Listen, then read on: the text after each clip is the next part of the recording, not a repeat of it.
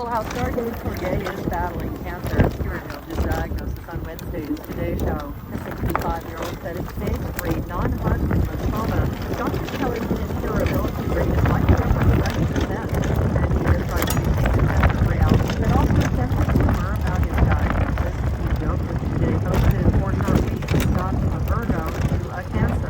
I'm Tammy Trivia. This is your 24/7 news update. The latest news this hour in just 4 minutes. House Republicans are nominating Speaker Mike Johnson to retain the gavel for another 2 years. Johnson was running unopposed and won the speakership nomination on a House vote.